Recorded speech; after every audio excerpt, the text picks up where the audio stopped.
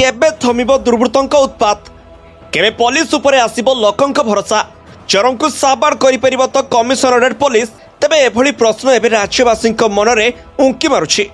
राज्य में चोर नुहे बरं पुलिस को नाँ रे आसिछि सांघातिक अभियोग। पुलिस हेला पाई क्षति सहिबा सह असुरक्षित मन करुछंती साधारण लोके। कारण किछि दिन तले राजधानी रे गोटे गंडगोल घटना सहर में चांचल्य सृष्टि करथिला। लक्ष्मीसागर थाना एरिया रे चोरा मद बेपार सबुदिन हुए बोली अभियोग आसे। तेबे सेठारे राति तमाम लोकंकर भिड़ मध्य लागे। निशाखोर माने आसी साधारण लोक मानकु मध्य हैरान हरकत करंती, जहाकु नै असंतोष प्रकाश करंती लोके। तेबे सबुठारो दुखर विषय हेउछि एहा उपरे लक्ष्मीसागर पुलिस को अभियोग करबा परे मध्य फल शून। वास्तव में पुलिस नारे एभली संगीन अभियोग आनिछंती ज्योति साहू। नमस्कार, आपण मान देखिथिबे एबे रिसेंटली 3-4 दिन तले लक्ष्मीसागर अंचल रे जो गोटी घटना घटितिला, जो गोटी गंडगोल घटितिला, किछि जण आहत हेइतिले। तो सेटा गोटे चोरा मद कारोबार को लेकिन घटितिला। से अंचल में सबुबले बेधड़क निशा कारोबार चले एवं ताकू जो माने विरोध करती से पब्लिक बारंबार हैरान होती। राति तमाम लोक जीवा आसवा मद पीवा हैरान करवा लोक गेट को बाड़ेवा ये सब चले। कहीं साहस रे विरोध करती जी पुलिस की जनाती जीवन प्रति विपद थाए। और सेठार जी साहस कर जनइले पुलिस आसी पहुँचले, पीसीआर आसी पहुँचला एवं से युवकों को भ्यान नेले अल्प किसी समय पर पुणी छाड़देले एवं उत्तर देले जे मधुआ को आम नहीं केते समय रखिबू, आपड़ से मुंड पुरातुनि जातु घर।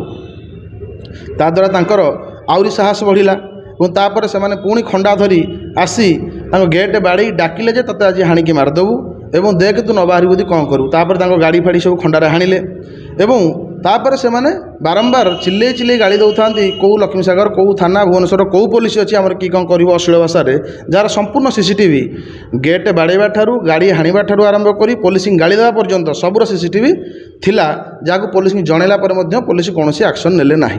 कारण पुलिस अपेक्षा करथिले जेमती केदारपल्ली गोटे घटना घटिला, जो युवकटी समाज पर लड़ुला, ये परिवार गुड़िक नष्ट हो जाऊँगी। साधारण परिवार माने जो माने प्रतिदिन खटुचंती कि स्त्री पिला पाखे पैसा नहीं, छुआ मैंने पाठ पढ़ाई पैसा नहीं, कहीं निशार अभ्यास पड़ जाती बोली।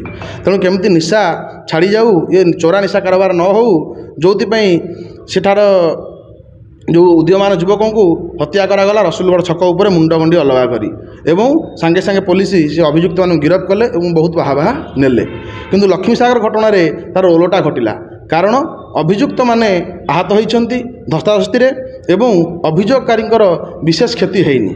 यदि अभियोगकारी आहत होते कटक जाते सीरीयस हो पड़ी था, हत्या हो जाते बलात्कार हो जाते, ताले पुलिस की शांति मिली था जे जहाँ हो तापर आम अभियुक्त मान खोजबू धरबू और लोक जानवे जो सचोट पुलिस और एक्टिव पुलिस और पूरा ट्रेंड पुलिस।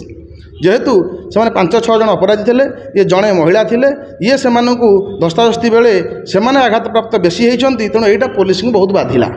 तेणुक से रक्त देखिक सही न पारी या बर्तमान जी अभियोग करने जाते ये घर को आसवे खंडा नहीं ये आघात प्राप्त होती ये थाना जाइए एफआईआर देवाक फास्ट और या ना मामला या कोर्ट चालाण करा ओडिशार शासन व्यवस्था आईन व्यवस्था। गत 24 तारिख राति 11टा बेले निशाखोर माने ज्योति साहूंकर गेट बाड़े उत्पात करथुवा बेले खबर पाई पुलिस आसी भ्यान रे सेमानकु उठाई निथिला।